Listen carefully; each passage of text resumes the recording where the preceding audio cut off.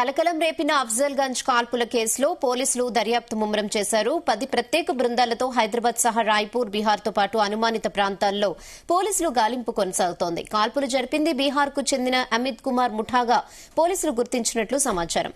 బీదర్లో దోపిడీకి పాల్పడి అక్కడ ఇద్దరిపై కాల్పులు జరిపి నగరంలోకి ప్రవేశించి ఇక్కడి నుంచి రాయ్పూర్ మీదుగా పారిపోవాలని ప్రయత్నించినట్లు పోలీసులు గుర్తించారు.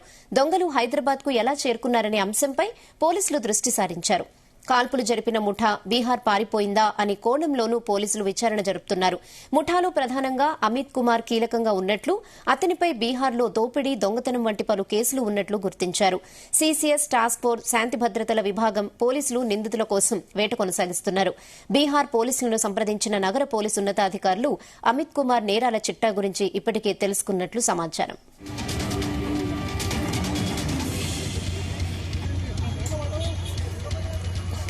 ఇదే విషయంపై మరిన్ని updates crime bureau chief Raviteja అందిస్తారు. రవితేజ, అఫ్జల్గంజ్ లో జరిగినటువంటి కాల్పుల ఘటన కేసుకు సంబంధించి 4 ప్రత్యేక టీమ్స్ ఏర్పాటు చేసినటువంటి పోలీసులు నిన్న నుంచి ఇప్పటి వరకు కూడా ఈ గాలింపు చర్యలు కొనసాగిస్తా ఉన్నారు.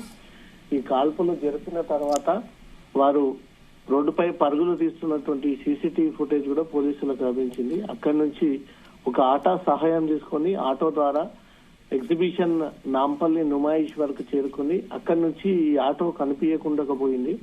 ఈ నుమాయిష్ ఎగ్జిబిషన్ సందర్భంగా వేలాది మందిగా అక్కడ నుమాయిష్ ఎగ్జిబిషన్ కి రాకపోకలు జరుపుతూ ఉంటుంటారు.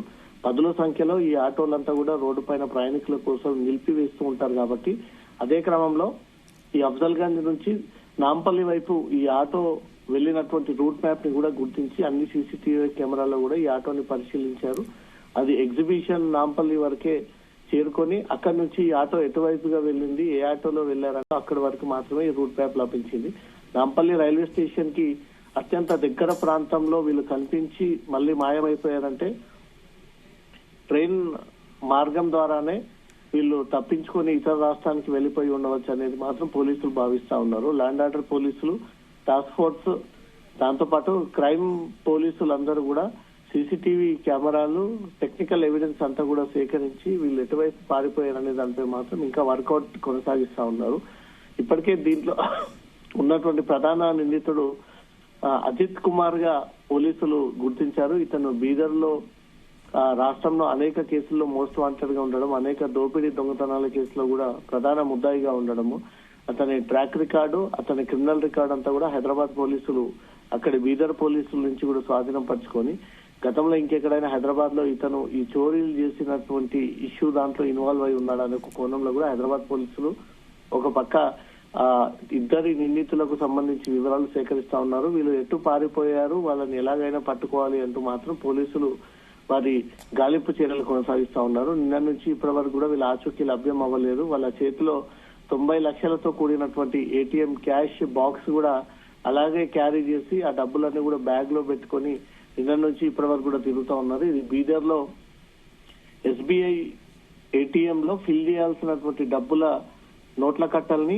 వీళ్ళు ప్లానింగ్ ప్రకారంగా సిఎంఎస్ సిబ్బంది పైన కాల్పులు జరిపి ఈ కాల్పుల ఘటనలో ఒకరు చనిపోగా ఒకరు తీవ్రంగా గాయపడినటువంటి వెంటనే ఏటీఎం ఫిల్ చేయాల్సినటువంటి డబ్బుల పెట్టెని సైతం వీళ్ళు చేతిలో పట్టుకొని ద్విచక్ర వాహనం ఎక్కి మధ్యలో పెట్టుకొని అక్కడి నుంచి హైదరాబాద్ చేరుకొని హైదరాబాద్ నుంచి రోషన్ ట్రావెల్స్ ద్వారా రాయ్పూర్ కి టికెట్స్ బుక్ చేసుకున్నారు అనేది మాత్రం పోలీసుల ప్రాథమిక విచారణలో బయటపడింది.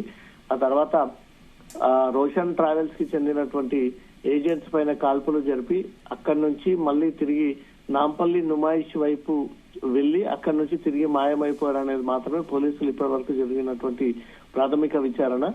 అక్కడి నుంచి ఎక్కడ వెళ్లిపోయారు అనే దానిపై మాత్రం టీమ్స్ కొనసాగుతా ఉన్నాయి. ఇంకా అక్కడి నుంచి ఏదైనా ఈ లక్డీ కపూర్, నాంపల్లి పరిసర ప్రాంతాల్లో ఎక్కువగా హోటల్స్ రెంట్స్ కి ఇస్తా ఉంటుంటారు. అన్నోన్ పర్సన్ ఆన్లైన్ ద్వారా బుక్ చేసుకుంటారు. కాబట్టి ఈ హోటల్స్ లో ఇంకేమైనా తలదాచుకున్నారా, ఇదే రైల్వే ట్రాక్ సమీపంలో ఇంకెక్కడైనా దాచుకొని ఉన్నారనే కోణంలో మాత్రం ఇంకా గాలింపు చర్యలు కొనసాగుతున్నాయి. Rehana. Okay Raviteja, thanks for the updates.